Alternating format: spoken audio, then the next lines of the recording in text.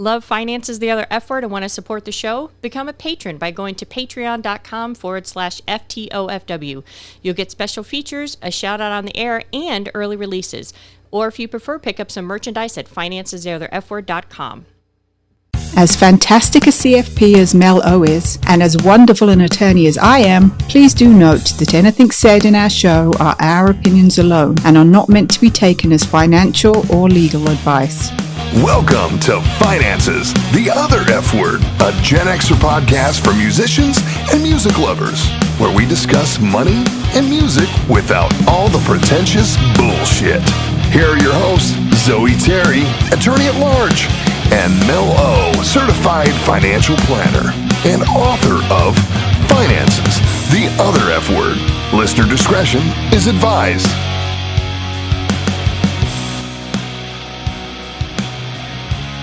Hey guys, welcome to Finance is the Other F Word, and today on the show we have Mike Kurcab, aka Mikey K.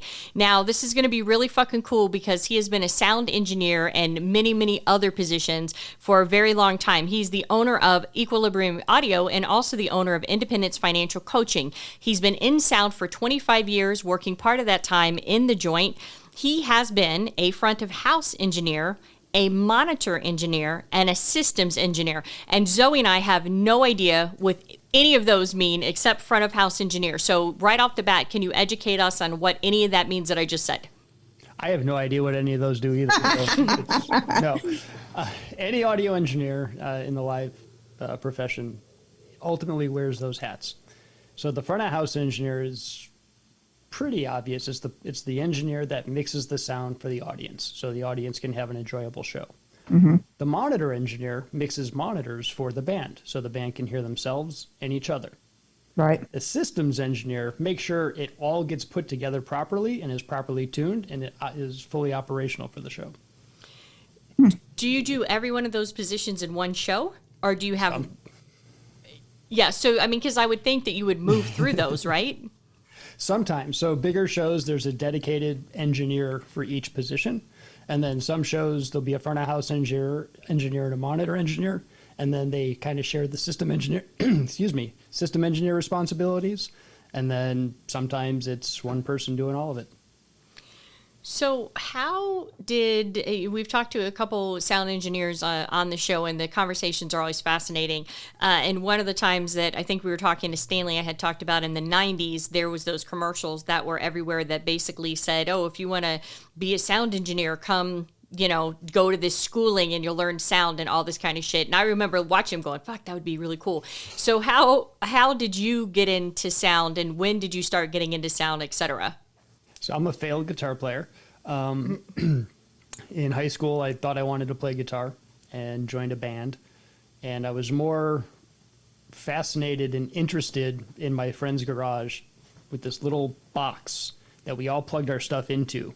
And it made all the sounds come out of the speakers and made horrible feedback. And I was more fascinated with that. So I gave up the guitar. I started playing with that, and the rest is history. What was the band called? Do you remember? Bad Dreams.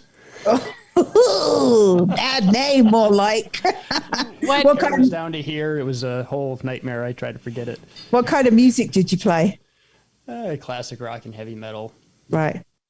Bad Dreams. Any original music? Not worth mentioning. Not worth mentioning. He's like, wrote a couple bars, whatever. Yeah. So you're playing in the garage and you're like, okay, fuck that. I'd rather be seeing what's inside this box and how it works. So then you go from where to here? Well, so then my parents wanted me to go to college. And I said I wanted to be an audio engineer, to be a recording engineer. And that scared the heck out of my mother. But my dad said, well, at least he wants to go to school, so let him go. Mm-hmm. And I went to college in Chicago to learn recording engineering. And I met a teacher there who basically said, kid, there's no money in it. Don't do it. And he said, if you want to make money, if you want to eat really well, then go mix live music. And he introduced me to a couple cats that showed me the blues scene in Chicago, and got started there. And well, he was right. There was no money in recording, but I made a really good living doing live work. Very cool. So you were involved in the blues scene there. So have and you jazz ever? and rock and everything. But yeah, I started out more in the blues era. Have you ever went and caught any of like the Las Vegas Blues Society shows here or anything like that? Yeah. So then you started out in blues and rock, and basically you did live music. So he said, stop doing recording stuff, go to live mixing. And so then what did you do? Just like, how did you convince your first club to let you come in and mix a show? Well, luckily, the school I went to, Columbia College in Chicago, I was studying audio and acoustics, and the professors there are working engineers. So I became basically a teacher's pet. I said, hey, can I come in on a gig with you? And I would go and I would, push cases around and unload trucks and run cables and whatever I had to do to learn what was going on. And they introduced me to people, and then they started asking me to substitute for them when they couldn't do a show. And that was, so I had really good teachers that did that.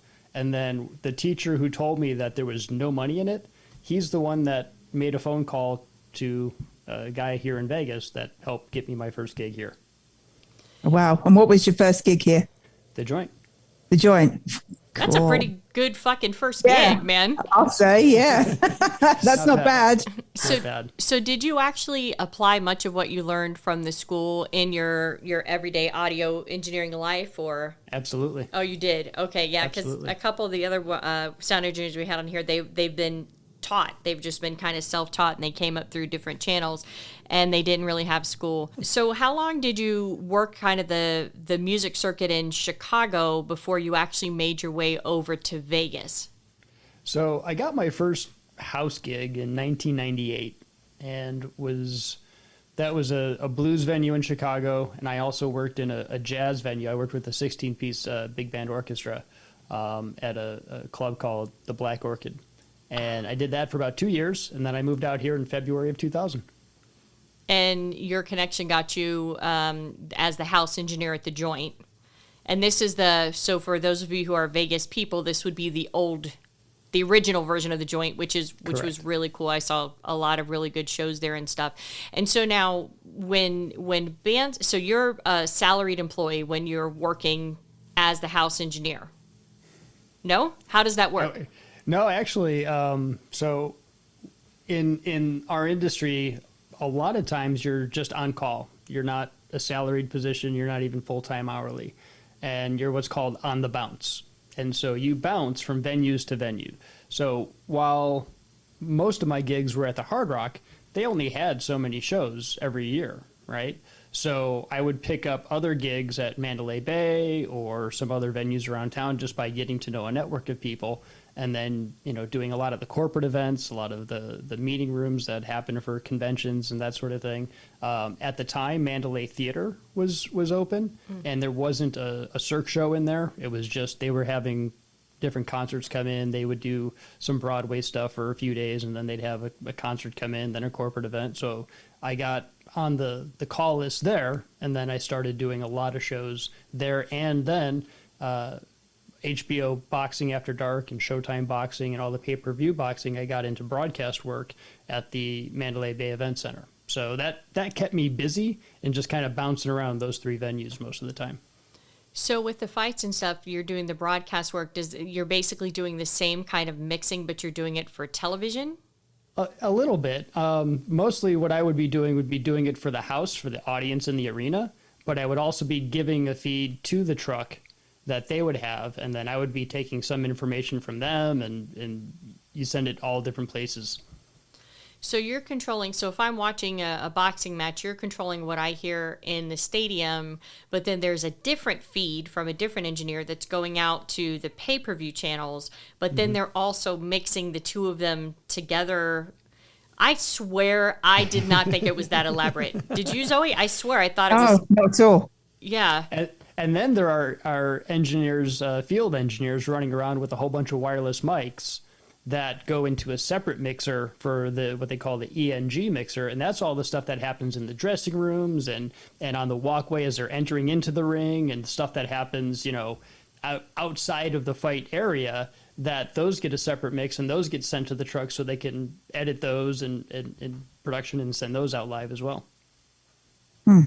I don't know. I mean, I guess it would make sense because you hear the crowd and then you hear the announcer and then you'll have them sometimes cut in like, oh, when I talked to him in the locker room, he said this, and then it's blah, blah, blah, blah, whatever he said. And then you'll see people down in the front and they'll cut to them and, they're like, oh, and so-and-so's in the front row. That's just fucking crazy to me, though. I mean, you're talking about a team of sound engineers running all over and mixing live. Is that one of the reasons why you think the pay-per-view, well, I mean, we've discussed the cable contracts and the money effects of that on this show before, but is that one of the reasons why the pay-per-view is so expensive because there's so much of that crap going on that we just don't realize?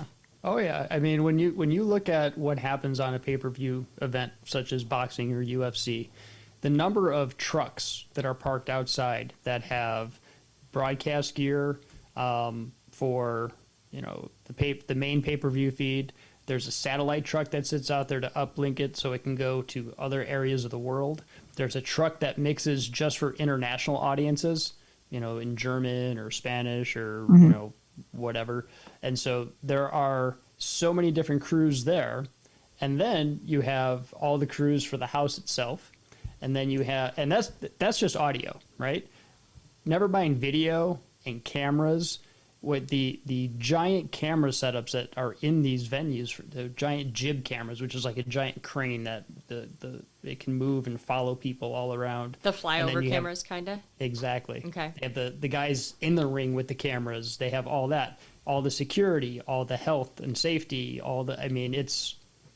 these things are massive productions. We would load in on a Wednesday. The fight would be on a Saturday night, and then we tear it all out. So what is your favorite events to mix? Is it live music? Is it broadcast stuff? Is it the convention gigs? It depends. I like doing it all. I like probably music if it's a good band that I like, which is almost everybody. The boxing is really fun. Those are fun events because they're long days, but there's a lot of camaraderie and just hanging out and having fun, and it's hurry up and wait.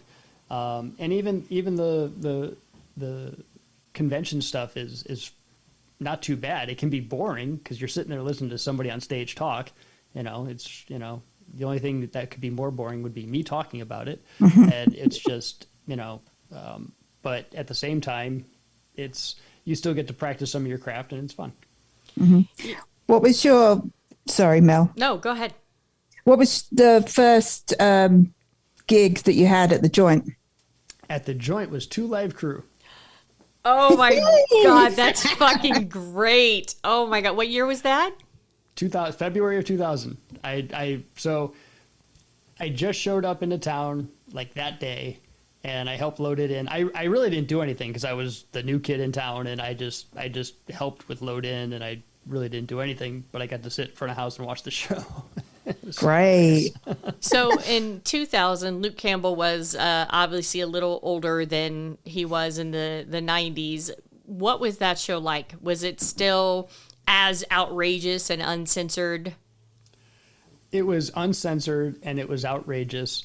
Probably didn't have the shock value that it did when I was younger, right? When it first came out, but it was kind of funny because there was a part of the show where they brought up 2 unsuspecting gentlemen from the audience and placed them on chairs and had young ladies dance for them. Well, they were folding chairs and they weren't in the best condition. Oh no. Oh. And neither the gentlemen nor the ladies were necessarily petite. Oh no. Oh God. And those folding chairs flattened like a pancake. Oh dear. With both of the unsuspecting guys? Now, in this day and age, you know exactly what would happen. Oh yeah. They take it nowadays. Yeah. No. Yeah, because there was a whole big deal with, 2 Live Crew where they were accused of, nudity on stage. I think there was fellatio involved at some point, or they were accused of it or something like that. Right. But so what happens when they're on stage? And of course, the guys, even if they're not into it, they have to act like, oh, yeah, I totally want this to happen. And then the fucking folding chair falls on them. Like, how do you fucking recover from that? Like, Security comes up, helps them off the stage, and the show goes on. Yeah. The show must go on, Mel. So you fall on your ass, and you have a chickie presumed half on top of you. If you both fell, I'm assuming that the folding chairs, it was probably the weight of both people, doing different variations of hip movements. And then it flattens, and then you're just like, oh, fuck, now I look like an asshole on stage, and then security comes out and picks up this broke folding chair and then escorts you off, and then the same thing happens to the next guy, and then they're just like, okay, and they just keep singing.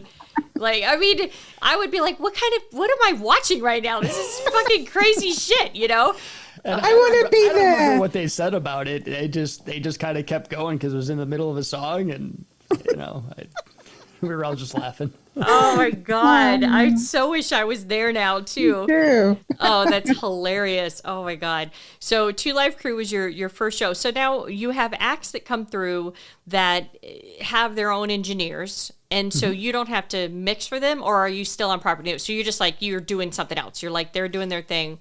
So why would somebody not have their own engineer with them? Is it just because they prefer the house engineer because they know the venue and the acoustics better, or how does that work? Money. Money. The other F word. So, no, it all depends on the act. As the house engineer, my job is to make sure both front of house and the monitor systems are operational and ready to use. It's also to help visiting engineers understand how to tie into our systems so they can use it. Like, so they may use our speakers, but they may bring their own mixing console because they already have their layout for the band down there, and then we just tie the two together, right? So that way they already have a familiar interface, but then they're using our PA. So that would be one area. A lot of bands would carry their own front of house engineer because they want to make sure that there's a consistent audio experience for the audience. But then they don't carry a monitor engineer, then the house engineer would just mix the monitors for the band. Okay. So I did a lot of that. So just basically get in where you fit in. So who were some of the acts that you had the pleasure or non-pleasure of mixing for? Warrant, LA Guns, Faster Pussycat, Dokken, a lot of the 80s acts, some blues stuff. Got Buddy Guy. Robert Cray carried his own cat. John Lee Hooker, that was a fun one. Oh, that sounds fun. Yeah, and I love Robert I got to Cray mix too. monitors for him twice, and the second time I did it, it was 2 weeks later he passed away. So, so I got to do that right before he passed. That was good. Booker T and the MGs, that was fun. So COVID happened. And it's still happening with Delta variant and, A through Z variant that we know is coming up behind it. And so we talked a lot with our people who are in the industry, the entertainment and media industry, about how COVID affected them and how they think what ripple effects that it's had that are going to permanently change the industry. So when COVID came into the space, did it affect you? And then how have you seen the industry change as a result of COVID hitting? So COVID didn't affect me. The government's response to COVID affected me. I've traveled through pandemics. I've been to Asia where there's SARS and MERS. I've been exposed to a lot of this stuff. During H1N1 back in 2009, my wife was pregnant with our first daughter. These things happen. We have immune systems. It's wonderful. The government basically made it illegal for me to operate. I found ways around it. I did streaming shows and that sort of thing, like a lot of people did. And October of 2020, we thought it looked like it was coming back, started doing some shows again and but then it all clamped down, and it's just been up and down, up and down. Luckily, shows are coming back. I've had the pleasure of working on a couple recently. The grand opening for the Virgin, the theater, the old joint, or the New old joint. Yeah, however that works. Not the theater, we'll call it, because that's what it is now. But it's been challenging.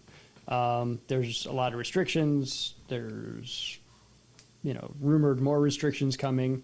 I'm not going to name the venue, but a couple weeks ago there was a show.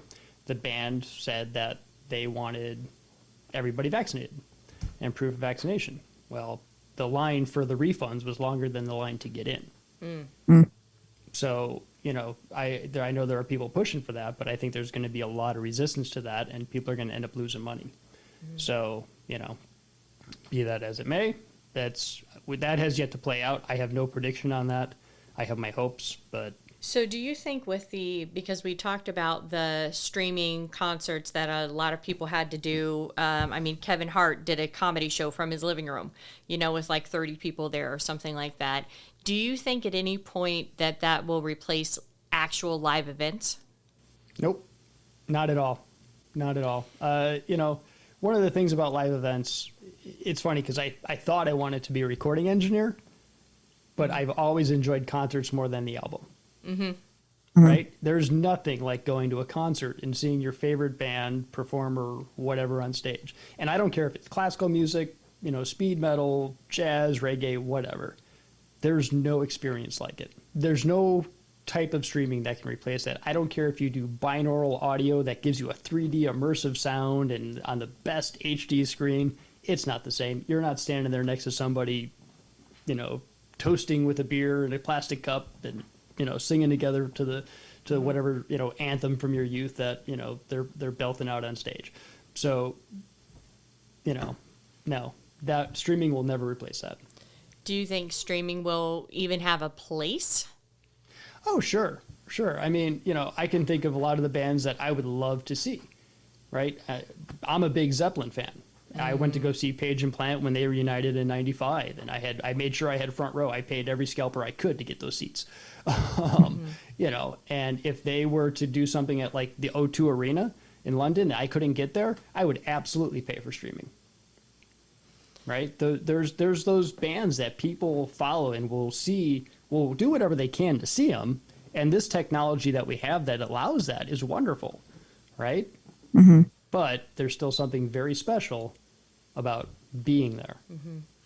Yeah, we talked about on one of our COVID episodes at the height of lockdown, we talked about as far as the different streaming and everything that was going on and how we were kind of kicking around and speculating how the Zoomers coming up, the younger generation, that they might not value the thrill of having a real concert to go to and having that same experience, because I'm the same way. I want to stand next to a complete stranger, with a drink in my hand and sing the songs with the same lyrics. There's that instant connection. It doesn't matter any affiliate they have. It's like we both love this song and we're just having, at this time, we're not worried about bills and we're having a great time. And so with the resurgence of Delta, and we've had, Stanley, who's a friend of the show, a Megadeth sound engineer, they're currently out on tour. They are in their bubble. He was coming through town. He's like, Mel, I can't, nobody's leaving. Basically, we're moving as a unit and everybody's staying in their bubble. Nobody is interacting with anybody else. And, we have KISS. They announced their residency. Zoe did a music news on that. And now Paul Stanley has tested positive for COVID, even though he has no symptoms. And so now he lost his voice. He lost his voice. Oh, okay. I did see that he lost his voice, so I didn't know it was for that. So he lost his voice. So now KISS has now put on potential hiatus their short residency, which is supposed to be their final one. We also have the Cult. I know. Well, I originally went to the very first KISS farewell tour back in like '99, lying sack of shit. I have the guitar picks from it. I was at the Mandalay Bay Event Center for that one. What year was it? Was it '98 or 2000? It kicked off in '99, and then they came through here of April of 2000. Okay, because I think it was 99, because it was the same year that Black Sabbath did their reunion tour, and they had Bill Ward drumming for like the first 6 months, and I ended up seeing that one, and then it was KISS's final farewell tour, and of course Motley Crue's my favorite band, and those fuckers lied too at their farewell concert that was in 2015, which we signed a contract, we're never going to do it, and now of course they're like, oh, some bullshit excuse, everybody loves us from the Dirt movie, which is not that great, Crew fans, I'm telling you, and it's not even in order. So put it up there with Ozzy's No More Tours, right? I was like, oh, Ozzy's never touring again after No More Tears, I gotta go.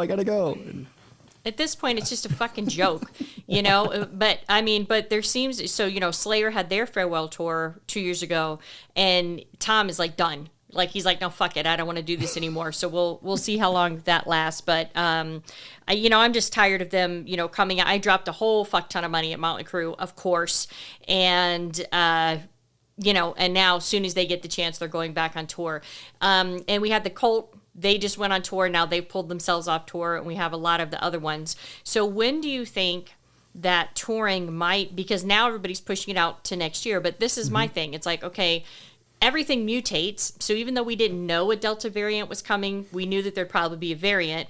And now, once a Delta variant's under control, there's going to be another mutation. So when do you think, just your opinion, speculation, when do you think we might get back to normalness in this When people space? turn off the TV and just go live life. Have you... That's my opinion. Yeah. Have you noticed has there been any additional protocols or anything that besides, you have to wear a mask if you're in a venue, but have you seen any other, permanent changes that are kind of coming to the industry that might stick around well after COVID is under control? There's been I've had to get a couple on-site rapid tests for some shows. Mm-hmm. They stick the swab up your nose for a bit. Mm-hmm. I could see that happening every now and again, but if you follow the logic all the way through, it kind of doesn't make sense. But stupid fly. Outside of that, not really. I mean, there'll be hand sanitizer stations everywhere. Mm-hmm. I don't see it sticking around all that long. I think people will get tired of it. I mean, people have an attention span of, thanks to social media, that's very short. This particular thing, I think, is staying in people's minds just because it's constant, right? And even with everything else going on in the world, they're doing a really good job of keeping it top of mind. But I am hopeful that it falls away. People get sick of it soon. So what made you leave the joint and go into owning your own Equilibrium audio? The other F word. Money. No, it's, a good part of it was I got burnt out. Even though I wasn't on tour and we didn't have tours every week coming through, we had corporate shows, we had broadcasts, we had maintenance, we had all that stuff. And it gets old. And then on top of that, being on the bounce still, it takes a lot out of you.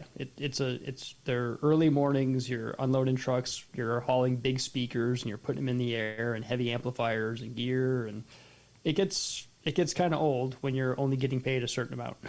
Mm-hmm. Mm-hmm. And so, because I was on the bounce and freelancing anyway, so makes a little more sense to try to scale this up a bit. And so after several years of doing it for other people, I officially did it, and then a few years back, I actually turned it into an LLC and started doing some consulting with it and some more high-end tuning and that sort of thing. So, and for those of you listeners who might hear it, there's a little fly on his microphone right now. Yeah, and we heard the buzz. We heard the buzz. Like this. I'm telling you, we were talking to our patrons before we started this episode. Every time we have a sound guy on, there's sound issues. It's like we're fucking cursed. And so right before we started, a fly came out of nowhere, and it has been like pestering Mike since we've been doing this. And just now, as he was talking, I heard bzz, and I look, and he's sitting on his microphone, just like, what's up? Like, just fucking with them. Rude. It's so funny. I know. I try not to laugh. I know, because it literally sounded like, bzz, bzz, and I'm like, what the fuck is that? And I look on his microphone, and the fly is just hanging out there like, that's right, bitch, it's me. Yeah. That was, This is my show. I'm going to sit right here. I'm like, chill out. Oh my goodness! So that made me lose my train of thought. So who was the favorite person that you ever mixed for? Actually, tell me some people you've mixed for, and then answer that question because I'm curious. Okay, so Buddy Guy I did monitors for, Sammy Hagar several times, Otmar Liebert, Craig Chiquiso, the Bacon Brothers, Kevin Bacon. Oh, Yeah. How were they? yeah. Cool, totally cool. Oh, Yeah, okay. I bet. They were fun. They seem like they'd be fun. And they were a lot better than I thought they were going to be. I didn't know they had a band until they showed up, and I had to mix monitors for them.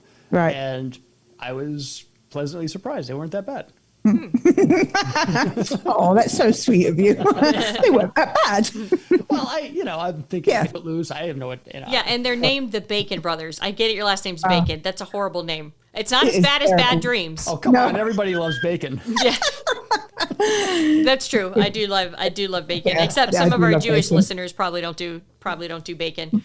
So I'm sorry. Who else? I didn't mean to interrupt. I needed to know about the Bacon Brothers, and I needed to know now. Sure. So again, a lot of the 80s rockers, Warrant, if you remember the band Live, they did an acoustic set that I got to be a part of. That was fun. More recently, I did the streaming stuff for Melissa Etheridge and Teddy Riley and Blackstreet, and that was actually really fun. Those were fun shows to do. Matt Goss here in town, I was on his show for almost a year and a half before COVID shut us down when it was over at the Mirage. We were in what used to be One Oak. That was his showroom there. That was I saw that show and it was fantastic. Yep. It was Really enjoyed it. The whole band is great. I mean, he's got some really good cats playing for him. And I hope he gets the band back together. Yeah, is he going to? What's happened? I don't know. Yeah, right. I've talked to a couple of them, and he's doing his podcast thing. He's big into fashion, and I think, like a lot of people, he's kind of waiting to see what happens with all of this and how hard it is to bring a show like that back. I hope he does though. He really surprised me. Me too. I enjoyed working with him in the band. It was fun. Yeah, And I did his. I was going to go out on tour with him actually in Europe. He did a European tour. I was going to go out do monitors, and I ran his rehearsals for him here in town. And unfortunately, the day before we were supposed to leave, my father passed away, and so I couldn't go on tour with him. Yeah. And so, but it was that would have been fun. Yeah. Oh yeah. So who is your favorite person you mixed for? Oh, I don't know. Probably Buddy Guy here in Vegas. Probably Buddy Guy or Sammy Hagar. They were, the whole band was really great. They were great, musicians to work for. L.A. Guns actually was really fun. Tracy Guns is a huge Zeppelin fan, and he was on stage playing one day, and I can't sing for anything, and I'm just doing the old check 1 2 thing, and I'm using Zeppelin lyrics to test the sound system, and all of a sudden he just starts playing whatever song I was, like Black Dog or Whole Lotta Love or something like that, and he just starts playing it. He's got a theremin on stage, and he starts doing some of the stuff from Whole Lotta Love, and so that was cool, and got to talk to him, and we just talked Zeppelin like the whole sound check. Oh, that's awesome. I've seen LA Guns a couple times. I Want to Be Your Man is one of my favorite songs still to this day, and it's good to know that he's not an asshole. Oh no, he was totally cool. Yeah, well, especially, like we talked about being at concerts, music is the uniter, right? I mean, that's the thing. I mean, how bad can you be if your favorite band is my favorite band? It's kind of that mentality. So who, give me a horror story. Give me a horror story. Okay. So there are very few horror stories. There are rough shows that things don't go accordingly. One of those shows was in Chicago, was a film festival with Morgan Freeman. Morgan Freeman. Oh, He was great, but we had so many technical difficulties that afterwards the entire crew just went to the bar and drank themselves into a stupor. But no, that's that. Here in Vegas, probably one of the more challenging shows I've had was Dokken. Dokken was doing, I don't remember. Some rock festival. It was Faster Pussycat. It was Dokken. I don't think it was L.A. Guns. Maybe it was Rat. I don't know. I don't remember. I actually found the set list from that show. And that night he didn't travel with the monitor engineer, but he had his own front of house guy. And they show up. And the band comes on stage and they start sound checking, and the guitar player, and I don't remember, I meant to look it up. I don't know who the guitar player was at the time. But he had a guitar tech, somebody who takes care of all his instruments, make sure the guitars are tuned, that sort of thing, make sure his amplifiers are in proper working order. Had a brand new guy just join the tour. And he flew in that day. So this show was his first time. He had no idea what he's walking into. And the guitar player's amplifier had a really bad hum and buzz in it, right? So the whole night just going, like the whole thing, and he can't fix it. Well, Don Dokken has in-ear monitors, and I don't have them. His front house guy has them. He gives them to him at the show, and that's that. And just those says, are the little earpieces that you see people. Okay. Just like these. Yeah.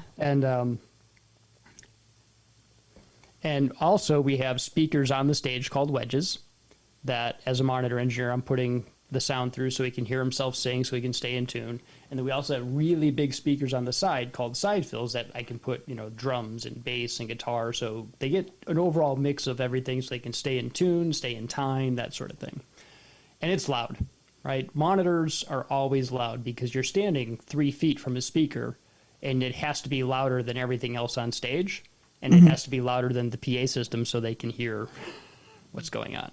Now, it's not really louder than the PA system, but when you're standing there, it seems like it. So anyway, we do sound check, but Don doesn't do sound check. He just shows up. And so Don, beginning of the show, comes down from stage right, and there's these spiral staircases at the joint. And he comes down, he's got a glass of red wine in his hand, he's got this long black trench coat with these silver dragons on it. And he's raising his glass to the crowd, puts his glass down, and he starts singing. And I can kind of tell something's not right. And he comes over, and he says, man, I can't hear anything out of my in-ears. And I'm looking at the feed, and I'm listening through my headphones, and everything's working. And so I come to the conclusion that his in-ears are blown. They're not working. And so I said, okay, well, give me your spare set. And, he goes, I don't have a spare set. It's like, well, okay, I'll turn up your wedges for you. Just use those. Well, he takes his ears out. And because he does that, he hears the guitar player's buzz from that amplifier. And now that buzz is going through all these speakers really loud. So he looks at me and he says, turn that shit down. And I'm like, okay. So I turn it down, but then the guitar player gets upset and says, turn it up. Oh, They start fighting. Are they actually like looking at each other on stage, or are they just looking at you and telling you, oh, okay? Both. So I'm caught in the middle, right? Right. They're using me as the weapon, as it were, but they're getting really upset because now it's taking away from their ability to perform, and they're getting really mad. But instead of just kind of getting through it, understanding that there's a problem with the guitar amp and you just got to get through it, they keep going. And Don comes over, and to my face, he's actually he's like, look, can you help me out? Can you do anything? I'm like, yeah, I'll put you as loud as I possibly can. And I said, but you need to talk to your guitar player about where he sits, because he keeps asking me to turn it up. So you got to figure that out. So he goes back out there, and he proceeds to tell the crowd, he apologizes for the shit audio and how the audio crew's messing this up. Threw you under the bus. Now, I was a bit inexperienced at the time. Okay, and my temper started to flare a little bit, and there's a couple things as an audio engineer you don't do. One, you don't mute everything or turn off everything in the middle of a show. Unplug the whole fucking thing. Yeah, right. Fuck you. As much as you may want to, you don't do that. And I didn't, but I really wanted to. You could walk away, maybe. All right. Well, I decided to turn it up as loud as I possibly could. I pushed all the faders wide open, and then I walked away. Oh, dear. And so it was just loud, and they did the show like that. And, it wasn't my proudest moment. I was young and dumb, and, but I will say this. So I had a stagehand next to me, and he was kind of my assistant to go do stuff. And when you turn up stuff really loud on stage, you run the risk of getting feedback. I'm sure you've heard feedback before. That's yeah. Happens, right? And typically that's a result of just too much gain, and the microphone just starts, into a cycle where it just amplifies itself and it creates that squeal. Well, I had it so stable and so loud that there was no feedback, even though it went all the way up. And so, you can read that. And it's fucking stable. I looked at him, I wrote it. I'm like, That's right. So tell him, walked away. fuck off. I'm going over here, and he can play the rest of his set. And then at that point, were they still trying to yell between each other? It didn't matter then because there's nobody behind the I couldn't board. hear anyone. Yeah, there's nobody behind the board. It's like, fuck you. I think at that point they were in breaking the chains. They had like 6 songs left. I was like, I'm out. And, I don't blame you. And so what was there any ramifications from that besides the fact that you were awesome and it was stable? No, he stormed off stage afterwards, and he didn't have his trench coat on. He left it on stage, and they left. And So so, I got some spoils of war. Oh, do you have the trench coat still? Oh, he's okay. So for listeners, if you head over to our YouTube channel, Mikey is gonna fucking sweet. He's showing us the trench look coat at right now. that. Oh my God, that's fucking that's a very nice trench coat. Hold on, he's putting back his ears on. So it is a gorgeous trench coat. I gotta be honest. So Don Dokken throws his thing on stage, and Mikey's just like, I'm jacking this shit, and it is gorgeous, you guys. I'd wear that. Yeah, I that's would wear lovely. it too. It's black and it has the outline of hold on. Dragons on it, right? Oh yeah, that's nice. Chinese dragons. And those silver buttons. Oh yay! Well, it's lost your gain, and it's fucking stable. And there's the dragons on the back too. So what are you ever gonna auction that off to Zoe's favorite topic, which is music memorabilia? Or are you gonna just keep that and just forever be like, yeah, fuck you, bastard? I have no idea. I have so much stuff. I have passes, and actually Guns N' Roses, when it was not the original version, but Axl's version, whatever that Chinese was. democracy version. Yeah, that one. They came through the Hard Rock one New Year's Eve. They did shows, and he had that like leather taxi cab hat with the chain across it. He comes out and he tosses it, and I got that, and so I got all kinds of stuff that they leave behind, and a Rubbermaid bin in the garage full of this stuff. Oh wow, very cool. That is- What's your most prized possession of all that kind of stuff? Is it that? No. Oh no. We have more. Ooh, I love it. Tenacious D, they were fun to work with too. Oh yeah, I bet bet. you they were. I bet you they were awesome. So in 2002, the Rolling Stones did the Licks tour, Oh yeah. and so this is the stage input list and set list for that. Yeah. And that was actually my last show at the Hard Rock before I left. Wow, great show to go out on. What a show to go out on, yeah. So, and I have the laminates from that show for the Licks tour. Oh, look at that. So, That's, oh God, I'm so sad I never got to see them. and Charlie I- Watts was there. Yeah. Oh, such sad news. So one of the things that we talk, obviously, the whole premise of the show is talking about music and money, and you have kind of a special relationship with that, being that you own Equilibrium Audio as a sound engineer, but you also have a financial business, and you were saying that that was a lot of, because there's major events that, of course, take the arts entertainment, sometimes knock them on their heels. So tell us a little bit about that. Sure. When I first started in the industry, I was a broke college student that had tons of debt. I had credit card debt. I was dating my wife, who was then my girlfriend, and I was, by the time we got engaged, I was paying interest on dates that I had in college that weren't with her. That's kind of awkward. But Would you like it's to one of marry those me and things. take my debt? From, that other lady. Right. Right. You're cool with it, right? You're cool? Yeah, it's okay. And so, she helped me get, financially savvy early on, and got out of debt, got financially responsible, and thankfully so, because by getting out of debt and being responsible with my finances, I was able to weather a lot of those downturns.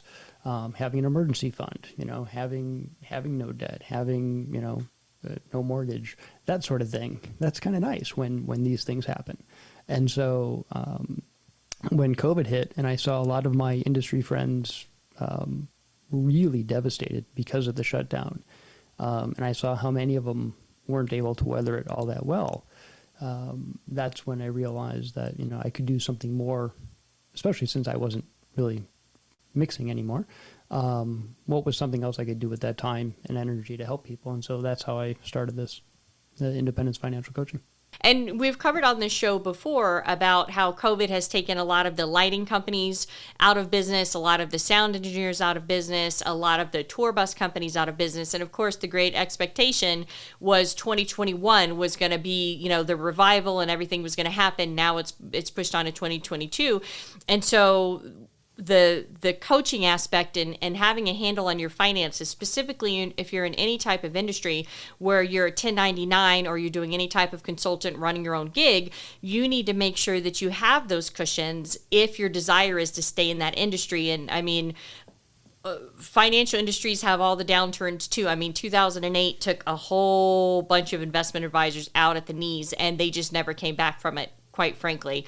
And so it's just a secular in every single, every single industry. So that's awesome. And I'm glad that you're able to help people stay in the industry, right? And you do that by helping them with their finances, the same love for what I do. So if anybody wants to get a hold of you, how do they find you? Plug all your stuff. Let everybody know how they can get a hold of you if they want to or need to. Sure. From an audio perspective, it's equilibriumaudio.com, all one word. And for the financial coaching, it's moneyfreedomcoach.com. And social media handles? Are you on social media anywhere? I avoid it. He's like, no, I'm not. No. I know I'm on LinkedIn, and both Independence Financial and Equilibrium have pages on LinkedIn. They have pages on Facebook. They have pages on Instagram. I'm not very active on any of those, and I'll post something every now and again on them, but I don't get a lot of business through social media for either case. So, yeah. And if anyone wants to get hold of the fly, how do they do that? Yes. As long as they come with one of those semi-automatic fly swatters, or one of those assault guns that shoot salt. Oh yeah, they're happy. That's never happened before, but I think it's that's going to be like the coolest thing that I'm going to talk about is the fact that he landed on the microphone and I heard it. That was just so cool. Well, we'll make sure that we have all of the links in order for you guys to get in contact with Mikey, whether it is, for financial coaching or whether it is for, audio stuff. We'll have that in the body of the description for the show. And of course, you can find us on social media at Finance is the Other F Word, et cetera, et cetera. You guys know the drill. We appreciate you guys listening. All right, we're out this bitch. Thank you for listening. Bye. Bye. Woo, woo. Say bye, Mikey. Bye. Thank you. Bye, Mikey. Thank you for listening. Please check back for upcoming episodes and follow us on Twitter, Instagram, and Facebook at Finances, the Other F Word.